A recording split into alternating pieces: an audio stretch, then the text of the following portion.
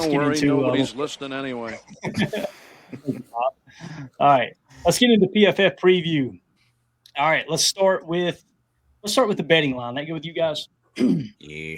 All right, they're calling for obviously indoor, 75 degrees, clear sky. Do they have a roof they can open out there? Am I thinking right? I'm pretty sure they do. I think they do. Yeah, I think they got some kind of roof they can open. All right, so let's talk about the spread. The market is sitting at 6.5 points, gang. The PFF projection says it should be a little bit higher than that. I think this is the first week that PFF's projection is actually favoring the Packers more so than the spread is. So maybe, you've seen the Packers have not been able to cover the spread the last couple of games. 14 points, a lot of points there last week, right? So what you're seeing is PFF is saying it's more about a 7.3 point game as opposed to 6.5. Now, when it comes to the spread, 58% of the money is on the Packers to cover that spread with 57% of the tickets right now. Money line bet, just winning outright.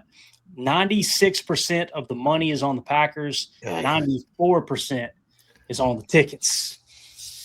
And let me tell you something, boys. Vegas has been kicking butt and taking names this year. So I always get nervous when there's that much of the public money on one team. But the Packers are favorites once again going into this game. I want to get your all's take on that. Plus the over-under set at 44.5.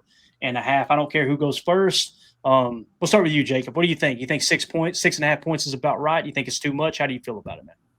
I think that would shift. I don't want to say considerably, but once there's an actual designation as to whether or not it's going to be Murray or Brissett. I know we'll look ahead at the quarterback comparison coming up here. I don't think Brissett is anything to really scoff at, but I don't know if he's the type of player that's going to come in and really give him a best shot. I think that's a fair spread. Like you said, I did not enjoy the 14 plus at sometimes spread last week. That's to me. But again, that money line scares me. Again, would you say 94% is on the Packers? Yeah, the money line actually 96% of the money. Anytime that there's just the mass majority or just, it's a shoo-in, Packers got it, no problem. That just makes me pause and get a little nervous. But I don't know. What do you think, Tim? Yeah, I'm not the sports betting guy, but definitely think that 6 points, a tutter, right? We just beat the Bengals by a little more than a tutter. So I'll take it, considering the injuries that we have. I think it'll be a closer than comfortable game, closer than a lot of us would like to believe. On paper, yeah, we should boat race the Cardinals, but, history proves otherwise. So I think it'll be a close game, but Packers get the dub. Yeah, Respect Oranges here. Emilio says they're chasing toddlers in practice to get ready for Kyler Murray, just in case he starts. What do you think about this point spread, man? That's one way to do it. Yeah, this spread's not terrible. I almost feel like we might be under the 44.5 more than the spread. I feel like, maybe we'll probably put up 24, and the defense keep them under 14, hopefully, something like that. Get a couple turnovers here and there. I'd love it. I want to see the team keep putting up 30. But it's 27 is kind of our magic number. So even if we're there, you still get them at 17. We're still kind of under it there. So I think like Tim said, it might be a little bit closer than we sort of thought, and maybe under 44.5.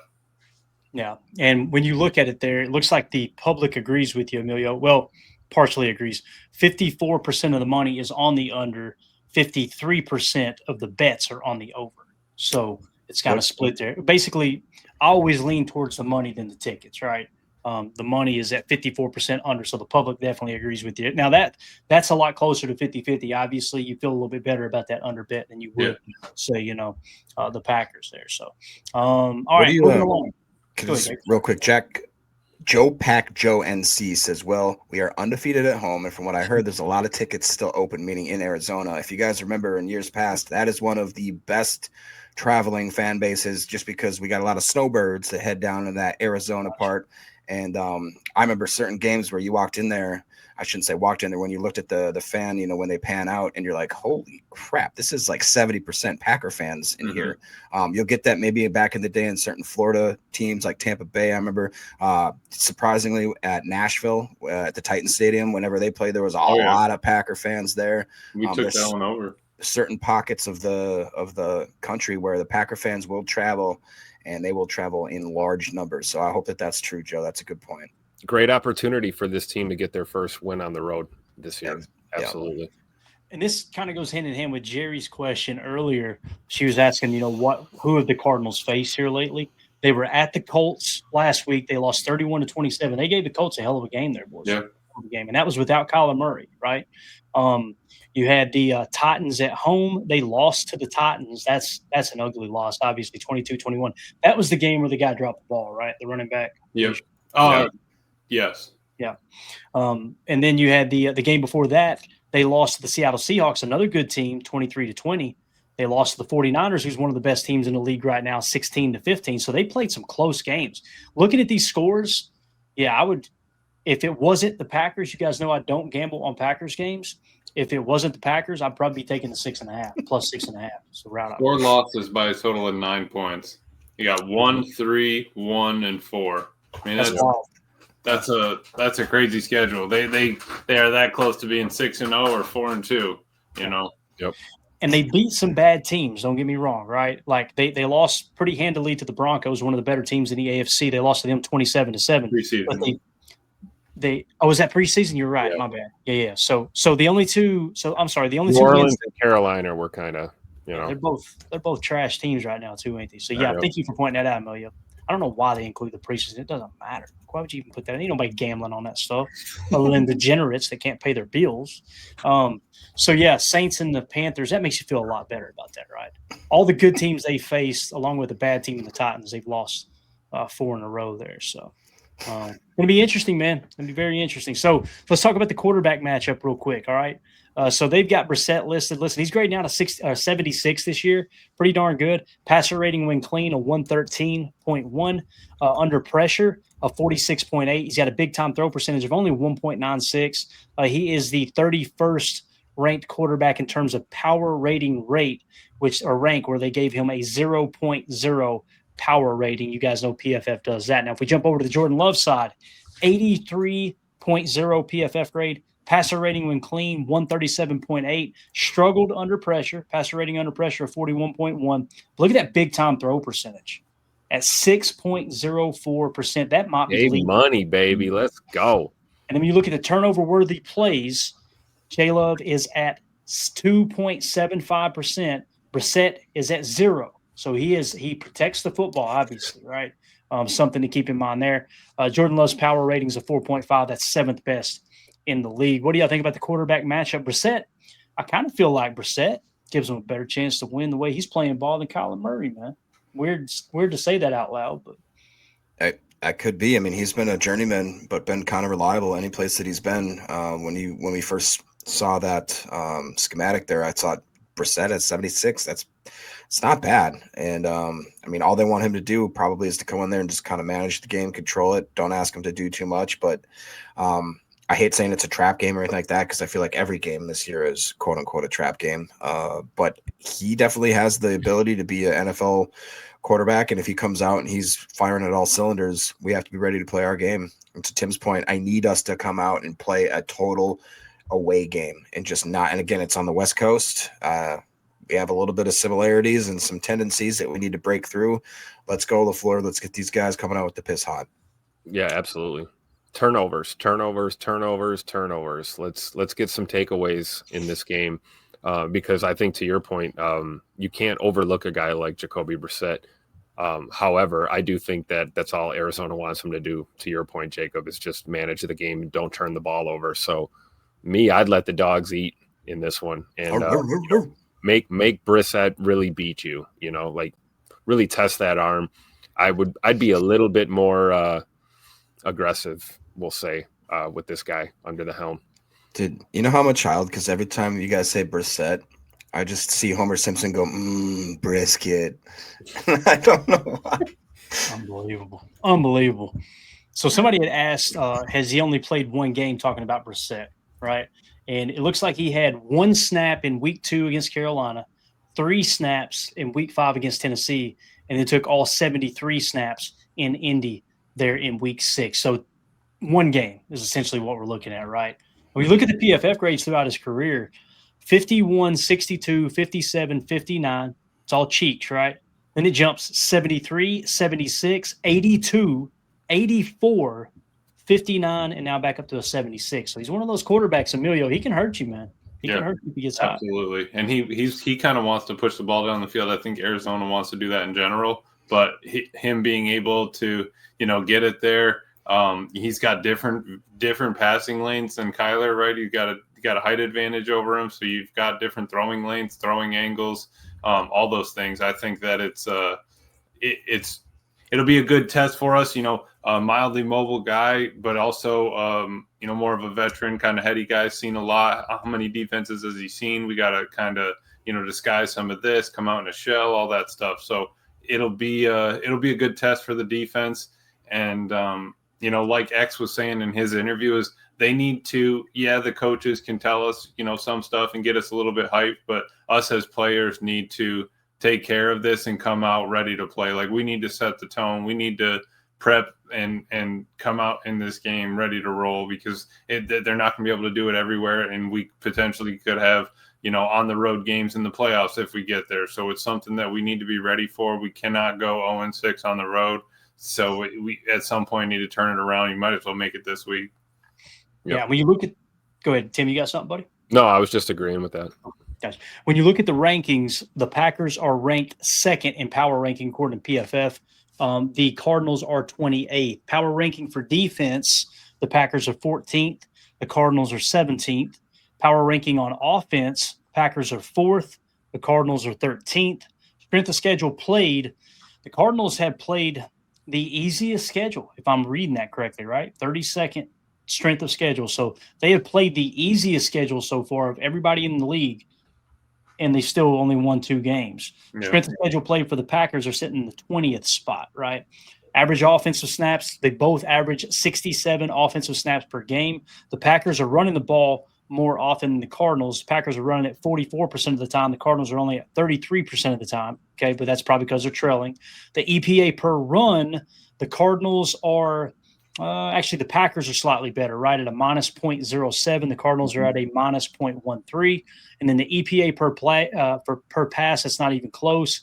Cardinals are at a positive 0.10. The Packers are at a positive 0.30. So really what you look at here, the Packers have the advantage all the way up that entire column of statistics, Tim. Again, any given Sunday, we're going to say it every time, but it looks like the Packers, they definitely have the edge here in every statistical category. What I see happening here, Tim, and it's going to piss people off again, I see it being a 1-2 score game that we control most, if not all, the game. And you're not going to go out there and beat them by 14, 20 points, right? It's just going to be one of those. Maybe you win by 5 points. Maybe you win by 9 points type thing. That's probably the most likely scenario, although, man, you can't overlook this team. No, you can't. And like I said, we need to get some turnovers in this game. I think even one takeaway could tilt the balance in a game like this. I agree with you, Clayton. It'll probably be a little closer than a lot of us Packer fans would like it to be. But at the end of the day, like I've said before, you don't get extra credit for blowing a team out. A win is a win is a win, and that's the goal right here. Get your first win on the road for the season, and keep that positive momentum rolling forward. So I do think it is going to come down to our defense, though. Our defense is going to have to not shoot ourselves in the foot and get at least one takeaway in this game. What's it going to be? Evan Williams pick? What do you think? Strip sack from Micah Parsons? Something. We're going to get a takeaway in this game. I like the strip sack. I like that. That'd be nice to see. I think that, you hopefully the secondary is ready, obviously, but if you can force Brissett to put it, in a bad spot, that's all we're looking for. We just need a couple opportunities, man. Pack Daddy checking in. If we don't blow them out, I'm done with this team. I love it, man. Listen, if you guys are not listening to Packernet podcast right now, you're missing out. I'm just telling you right now, man. It's keeping me sane listening to some of the other sports podcasts. So, I appreciate you swinging through, Ryan. It's just you need this. You need other people that you can look up and go, oh, I'm not crazy. Okay, there are other logical fans that are looking at this, like we don't need to fire the whole coaching staff. And it just I don't understand why people choose to be miserable. You know what?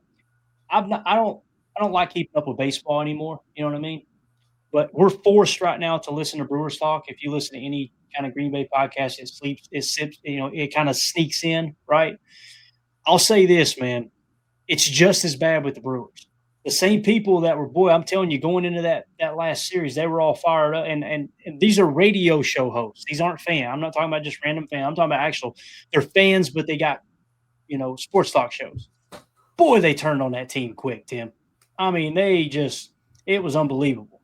Like you went from this is the hottest team in baseball, we can win the whole thing, to all of a sudden everybody's a bum.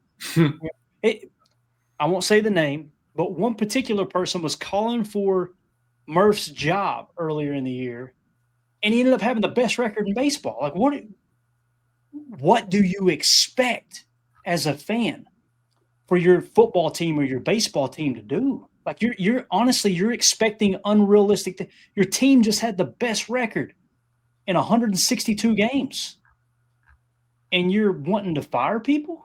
I don't get it, man. I don't understand. Yeah. Just don't get it. So, anyway, end of rant.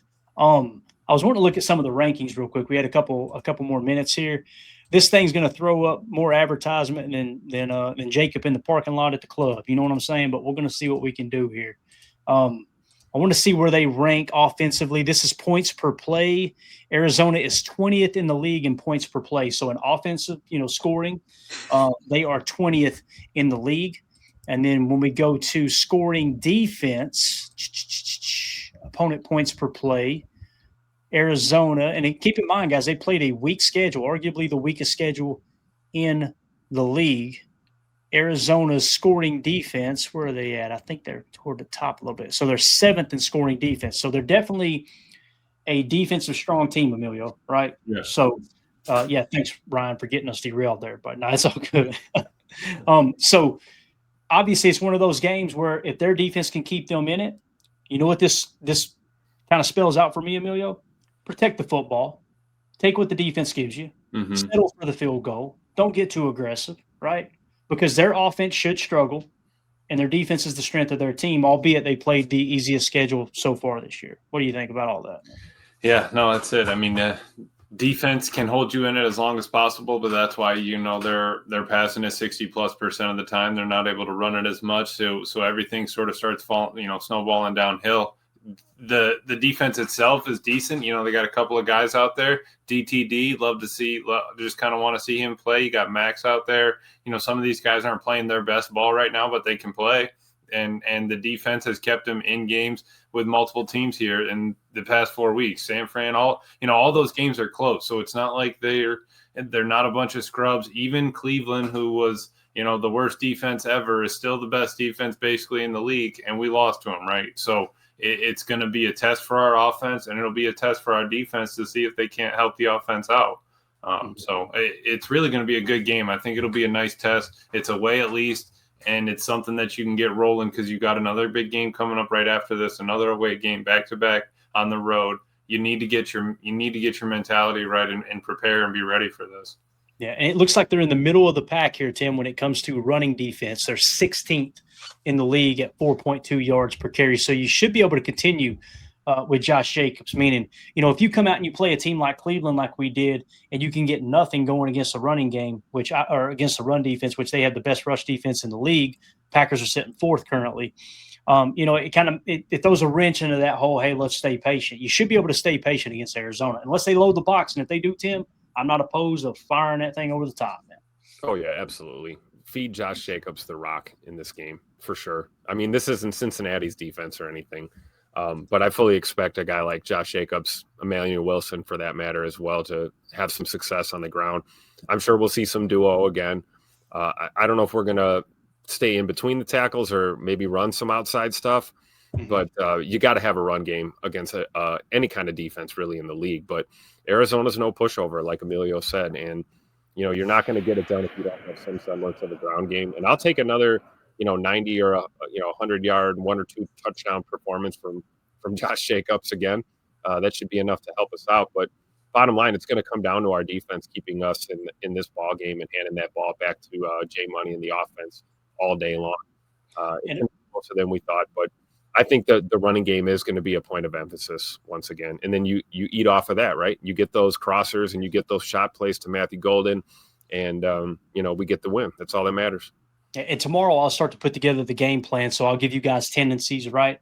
And what they do well, what they do not so well. This is just kind of a global look at the Cardinals. Emilio, they've got the 9th best passing defense in terms of yards per pass attempt at 6.2.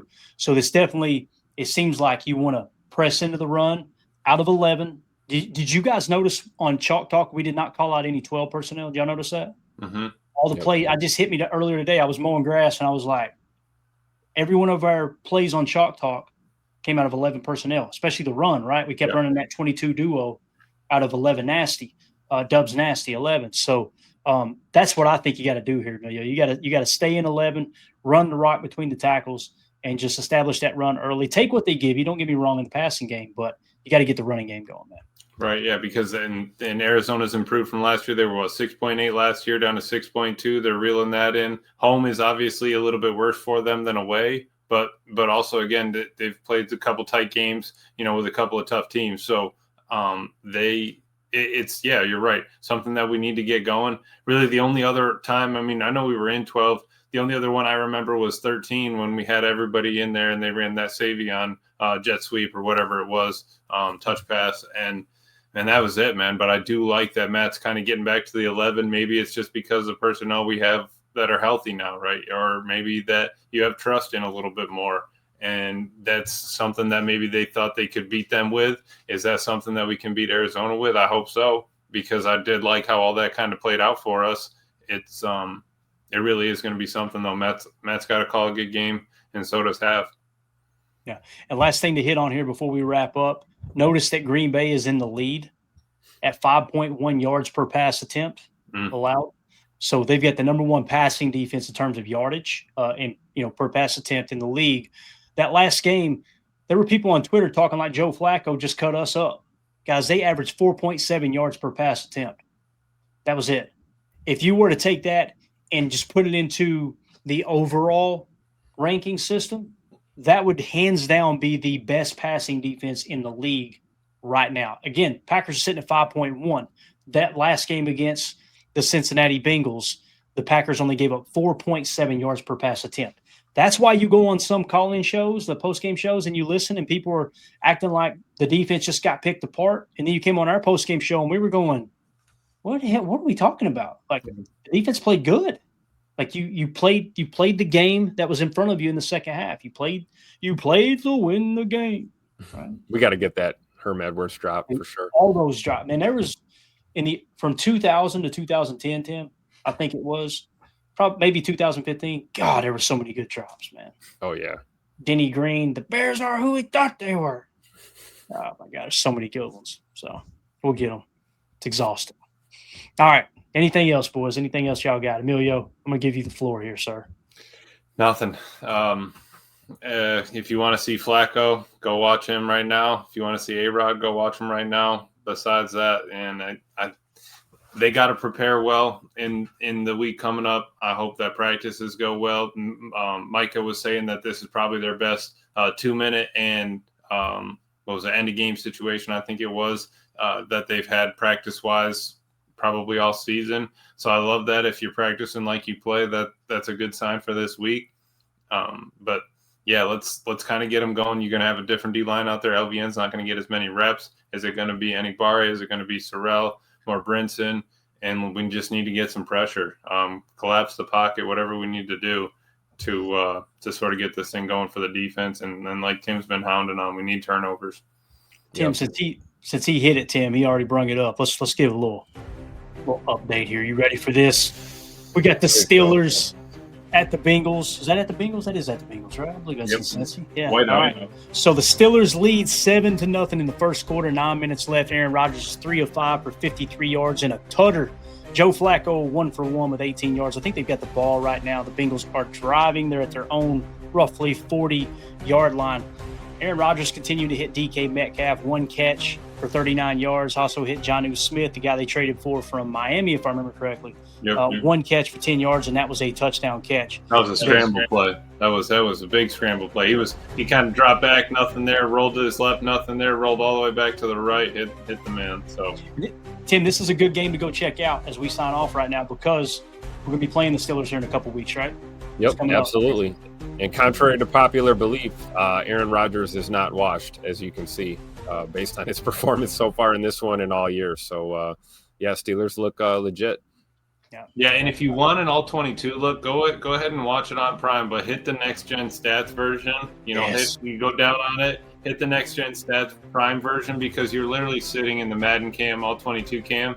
Right there, I just watched Joe Flacco. It was a slot fade on the right side, but you had like a quick swing or a drag with Jamar Chase coming across on the left, and he threw the slot fade. Jamar Chase was wide open. I mean, dude fell down, and it's just like you're screaming at yourself. But it's just cool to see, in live football. Respect Orange. It says this music makes me feel like I'm sneaking to the fridge at midnight. Absolutely. Wood's creaking. Looking like one of these guys trying to grab a snack. That's right. I got to say, Sean Ryan got some bigger shoulders than Nacho Libre, though, don't he? He got a little more trap on him there, right? Yeah. All right, that's it, guys. This show sucks. We're out of here. We'll see y'all tomorrow, 6 p.m. Central for PTA Live.